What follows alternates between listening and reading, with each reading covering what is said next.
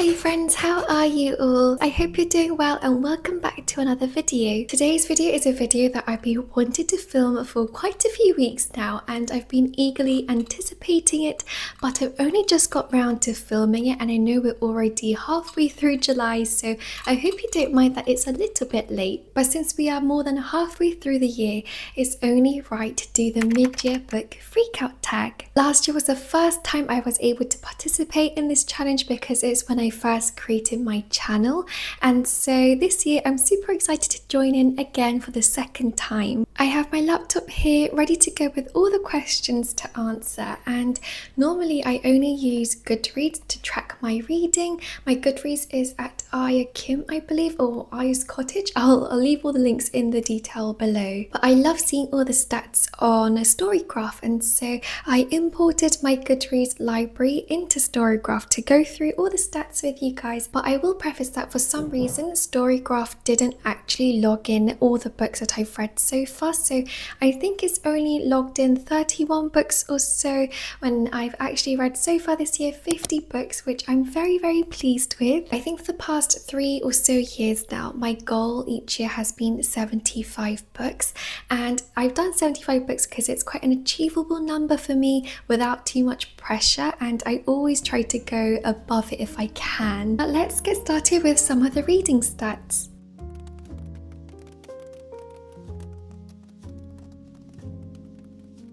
Okay, yeah, so it's logged in 37 books, but of those 37, apparently my most read mood is adventurous and emotional and light-hearted. I think of those 3, I'm quite surprised by the adventurous mood because it's not something that I would have necessarily associated myself gravitating towards, but apparently most of the books that I read are quite adventurous. I'm quite curious to see what kind of books are included. So the Rose Bargain, A Deadly Education, A Sky Painted Girl finale.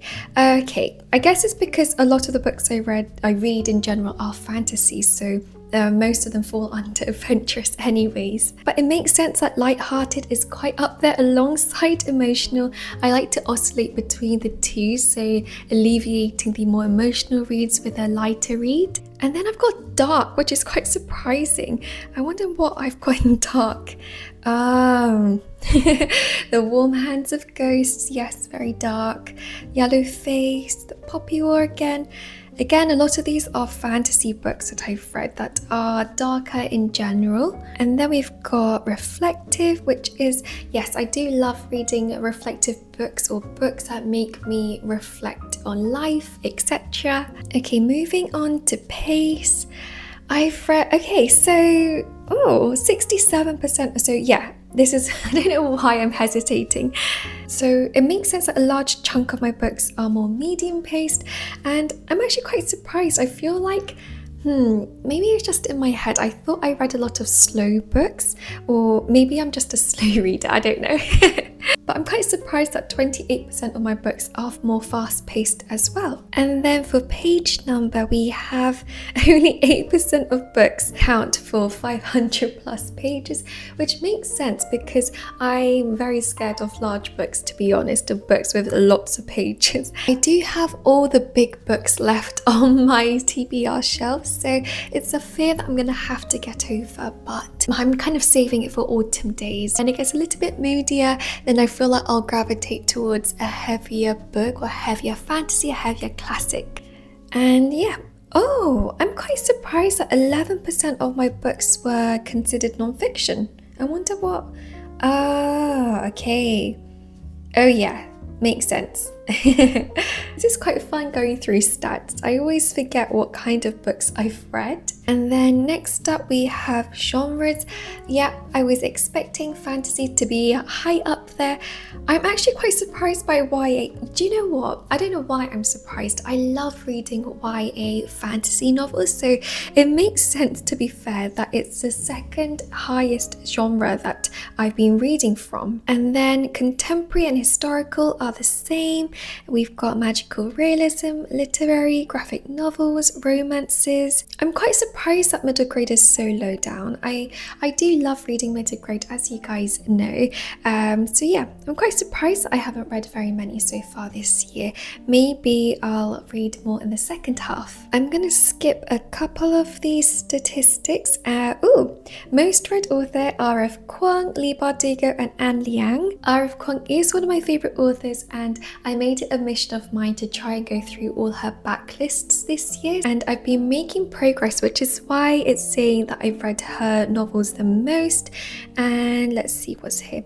Oh yes, my average star rating 3.71. I'm actually quite surprised by that. I feel like I'm quite a generous rater, or maybe I'm not, but I feel like I've seen quite a lot of people who hardly ever give 5 stars out, and normally I'm quite generous with 5 stars, but I feel like maybe this year I've read a lot of 4-star books instead of 5 stars. And to be fair, recently I've been rating books 3 stars a lot, so that's probably why it's making my average rating go down. But that was it for the statistics. I'm gonna go turn the softbox light on now because it's getting quite dark. I'm filming this currently at 6:30 in the evening, but then after we can get started with the actual tag. Hopefully that's a little bit better and it's not so dark for you guys.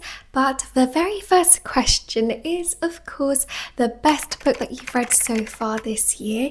And for this, I really struggled to narrow it down. So I did narrow it down to 3, but I just couldn't decide between these 3. So I'm going to cheat already and share the love with you guys. But of the 3, first up we have The Storied Life of A.G. Fikri by Gabrielle Zevin.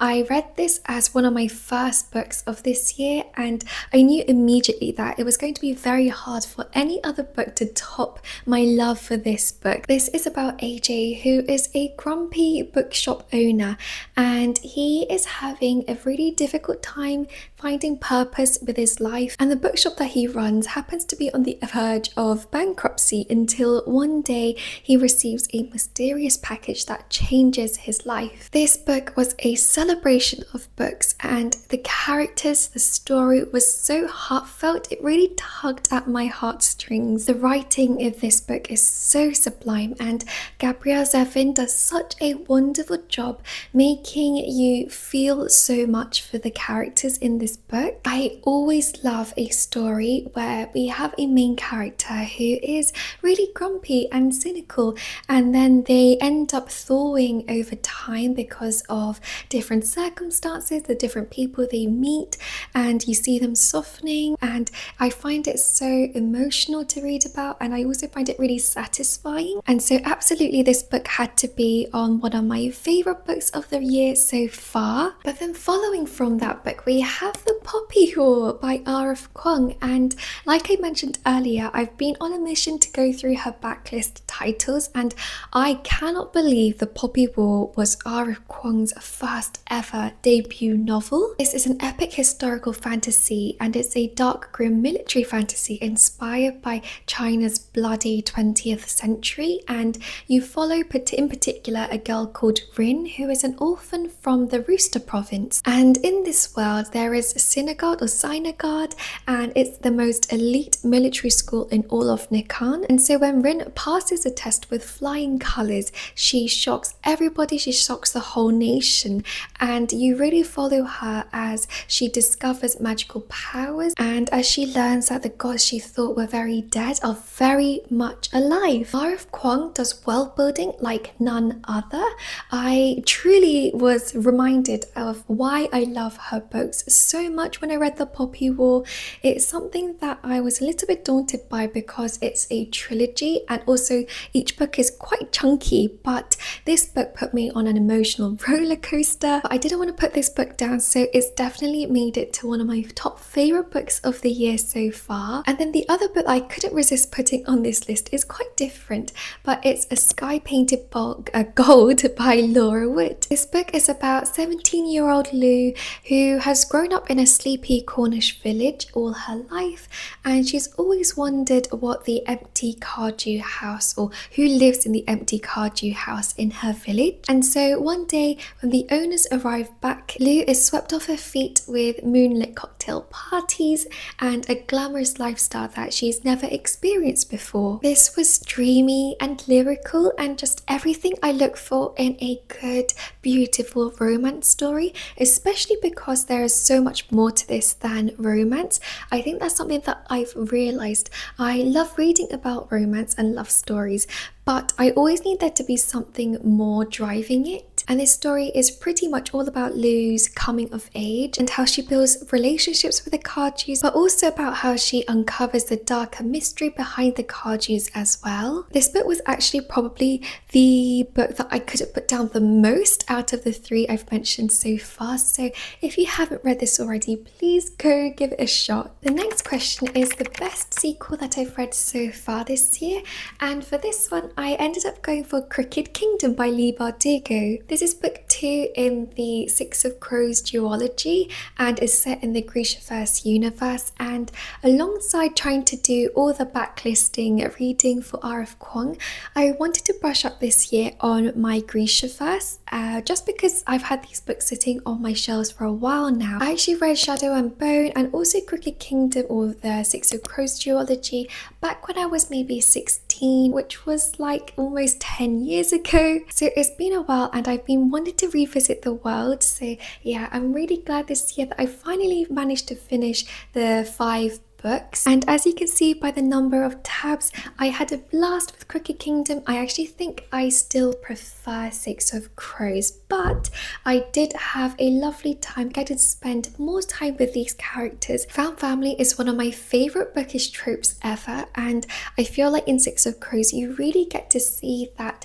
relational aspect between these 6 characters who have nothing or no one but each other. And in case you've never read Six of Crows before, it follows Kaz Brecker and his crew of criminals as they go on about this crazy, ambitious heist that could make them filthy rich if they succeed, or certain death if they fail. I haven't read too many sequels this year, but Crooked Kingdom, I quite enjoyed the way that Leigh Bardugo tied everything up together. So yeah, this is probably my favourite sequel so far. Question 3 is a new release that I haven't read yet, but I really want to get to, and for this one I ended up going for Jessica Townsend's Silverborn. If you guys are Nevermore fans as well, then you'll probably relate with me in saying that I've been waiting for Silverborn for so long, and I can't believe that it's finally out this year. But in order for me to read Silverborn, I wanted to brush up on the first 3 books that have come out so far, because it's been a couple of years since I've read them all. So I'm currently in the middle of Wondersmith, which is book 2 in the Nevermore world, and I'm having such a good time back in this world. And in case you don't know about Nevermore, Nevermore is a children's or middle grade series about a cursed girl called Morrigan Crow who is doomed to die on her 11th birthday. But on the night of her expected doom, Morrigan ends up being rescued by this mysterious man called Jupiter North, and he whisks her away into the safety of a magical new world called Nevermore. There, Morrigan faces 4 different trials in order to join the Wanderers Society, which is like a society for people who have a magical gift or a knack. And if she doesn't get accepted, she'll have to leave the city. If you haven't read the Nevermore series before, I really recommend it, especially if you loved Harry Potter as a child. This series also has that same whimsy and wonder and magic and found family, and it's just full of so much wholesome goodness,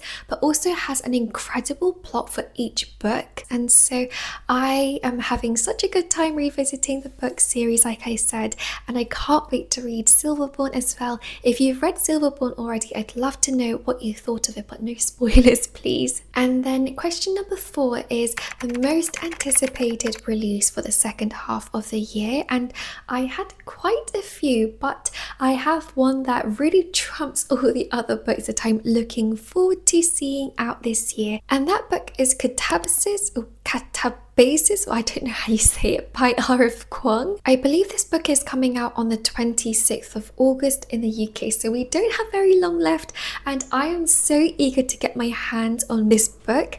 I've been counting down the days ever since I found out that R.F. Kuang was releasing this book, but this book sounds like exactly everything that I would love in a novel. It's a dark academia fantasy with romance in it as well, and in it you follow two academic rivals, I believe, who have to work together to try and find their missing professor in the depths of hell. I don't know if you guys know this, but I studied religion and theology at uni, and so I'm really intrigued to see how R.F. Kuang will interpret hell and to see her vision come to life on paper. I think she was inspired by Dante's Inferno and Dante's Divine Comedy. I might be wrong, but I'm sure there'll be some sort of inspiration taken from it.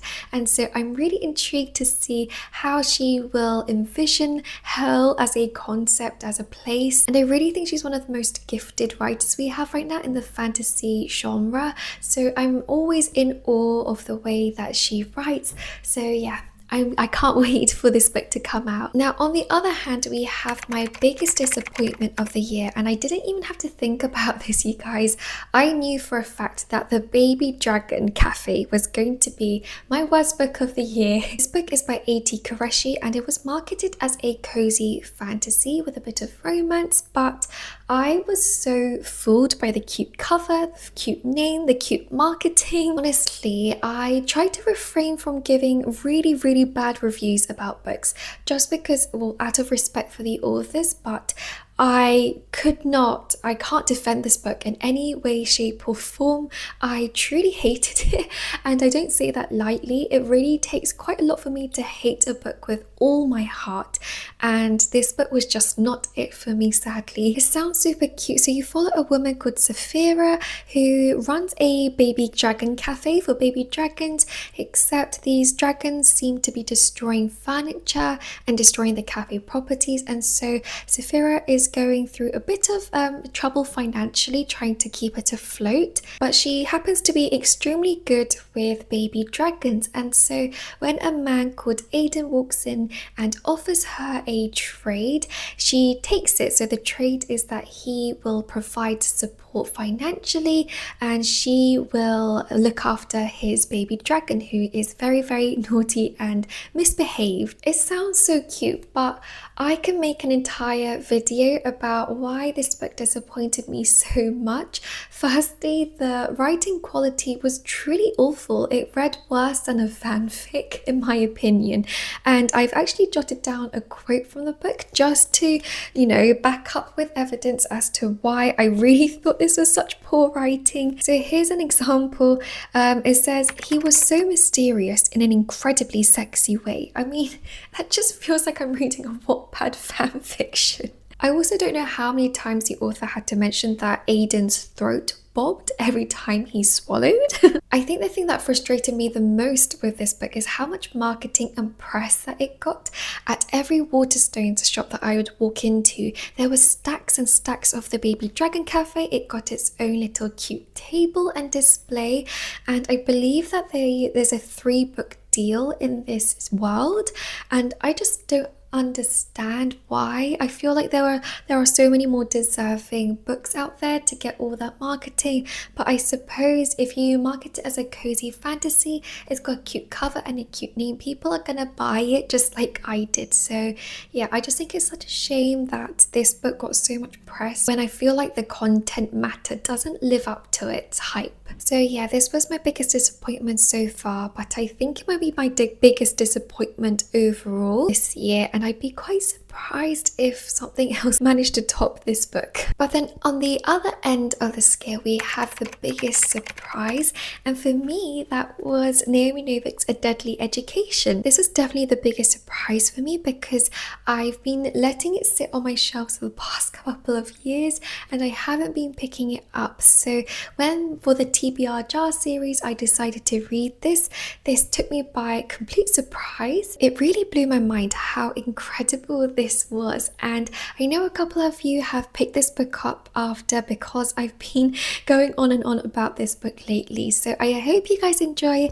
I also know it's not everybody's cup of tea. At least on Goodreads there are a couple different opinions about the book, which I completely understand.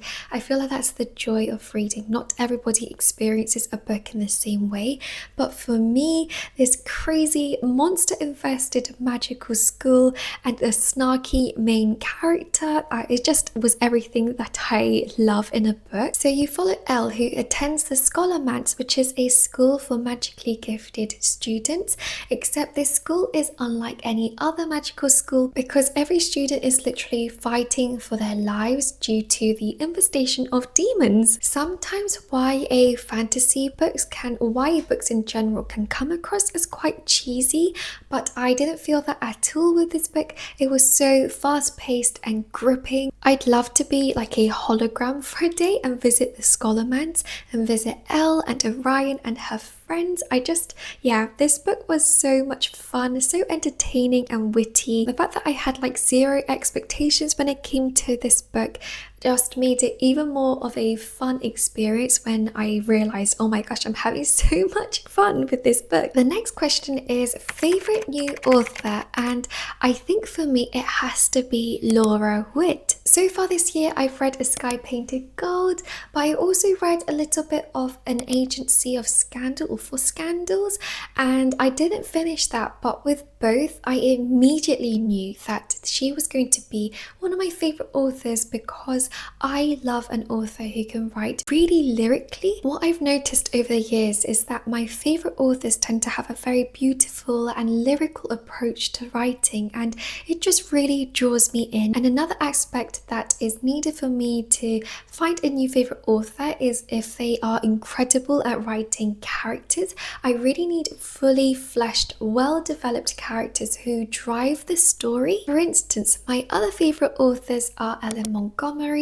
Rebecca Ross, R.F. Kuang, and so I'm so excited that with Laura Wood I have a huge backlist of titles that I can delve into this year.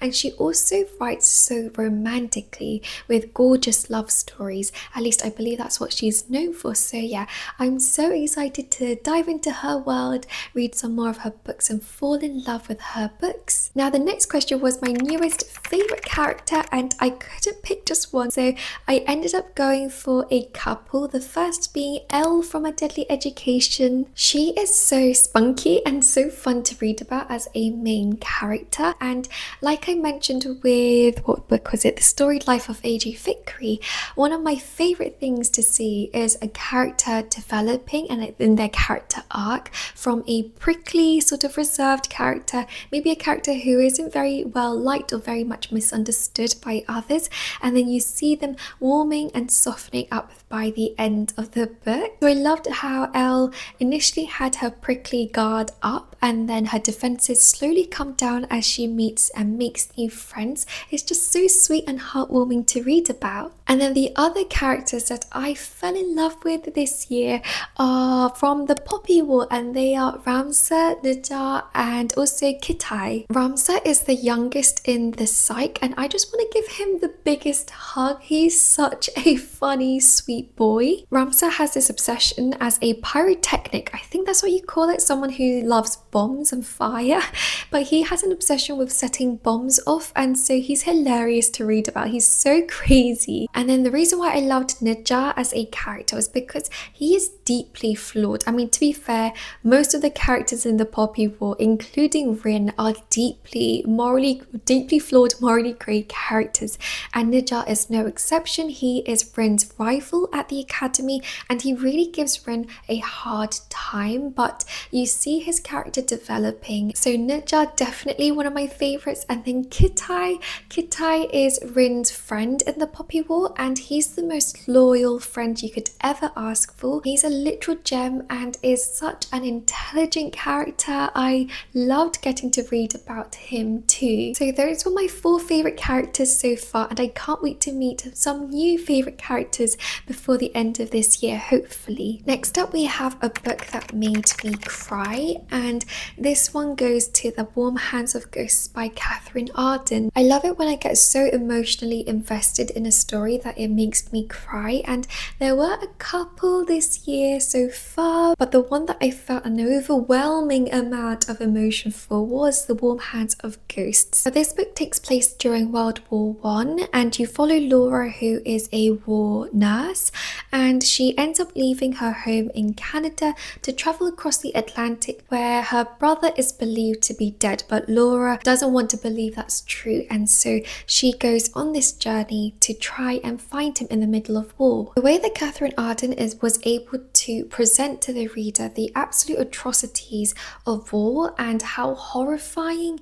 and haunting it would have been for people during World War I, or just any war in general, it was completely devastating to read about, and I was just so emotionally invested in the characters. It felt like such a heavy read, but one that was really important to read about. I remember at the end of the book feeling the emotional burden of this entire story just sort of weigh so heavy on my heart. I remember just crying my eyes out. I was bawling for the entire night. I feel like we keep going back and forth. I'm getting whiplash from going from good book to bad book, or from happy to sad. But the next question is a book that made you happy, and so I went with Tress of the Emerald Sea by Brandon Sanderson. This is my most recently finished book. I finished it just yesterday, so yeah, it's very fresh in my mind, and it's definitely a feel-good, wholesome and whimsical book that made me very, very happy. This follows a girl called Tress, who is from the Emerald Sea,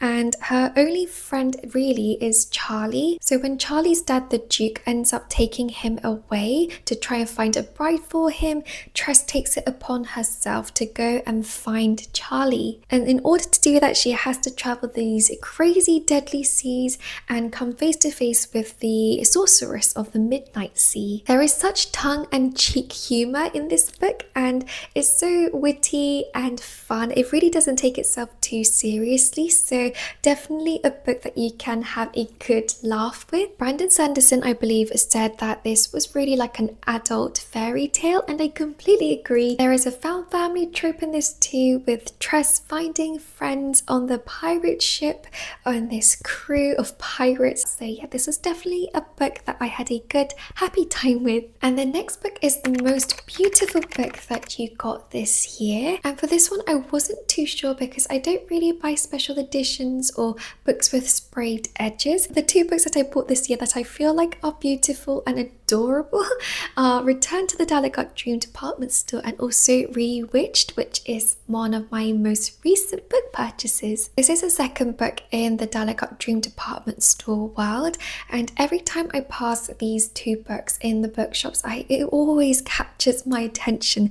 The colours are so vibrant, the art style is so adorable. I love all the different cute elements in this, like the ice creams and the train and the rainbow. Yeah, this is such a delight to be looking at. And then my most recent purchase was Rewitched by Lucy Jane Wood, and I've been seeing this around for a while, so when I saw it as a paperback copy, I knew that I had to grab it. I love the front cover of this, it's so beautiful, and the spine even has a cat on it, and the back has wonderful autumnal leaves falling down the book. So yeah, of course this is a book I'm going to be saving for autumn or early autumn. Autumn is my favourite season, and this year I'm looking forward to it more than ever because we've been having such a hot summer in the UK. We've been having heat wave after heat wave, and I'm ready for the chillier weather and, you know, the sweater weather again, wearing cardigans and tights. I can't wait for that to come back, and of course to get cozy with some lovely autumnal reads. But moving on to the final question, we have books that I need to read by the end of the year. Now, all of these beautiful books on this shelf in particular are books that I haven't read yet, so they all do need to be read sooner or later. But I have one that really stands out to me that I really need to get to before the end of the year, and that is The Burning God by R.F. Kuang. This is the final book in the trilogy of the Poppy War, and the reason why I've been putting it off is because I really didn't like the ending of The Dragon Republic, which is book 2. 2. I really was struggling to get on with Rin, our main character. She was really getting on my nerves and aggravating me with all the silly decisions that, well, I felt were silly decisions that she was making. So yeah, it really put me off picking up the final book, but I should get to it before I forget everything that happened, which is something that happens all the time. I always end up having to reread the first couple of books in a series because I forget what happens by the time I get to the latest one. This is over 600 pages, so I am feeling a little bit daunted by this one. And I would also really like to get to Jonathan Strange and Mr. Norrell by Susanna Clarke because, well, firstly, I bought this book because this particular edition was so beautiful. I love the special edition of this one that they've been releasing. It has over 800 pages and the size of that spine is so thick. I am, incredibly intimidated by it, but it's one that I'm hoping I will enjoy. That is definitely another book that I want to get to before the end of the year. That was everything for this mid-year book freakout tag challenge. I hope you guys enjoyed the video. I feel like I rambled on for ages, so this might be a very long video, so thank you so much if you stuck to the very end. If you'd like to answer and make your own version of the tag, I'll leave the link to the questions below. Do let me know what your favorite book was so far this year and your most disappointing read too. Next week is actually my birthday, so I'm hoping to do a little bit of book shopping. I'll take you guys, of course, along with me, and maybe we can have a book haul because I feel like I haven't done one in a very long time. So yeah, I hope you guys enjoyed the video. I hope you're all safe and well, and I'll see you very soon in the next cozy video. Bye friends.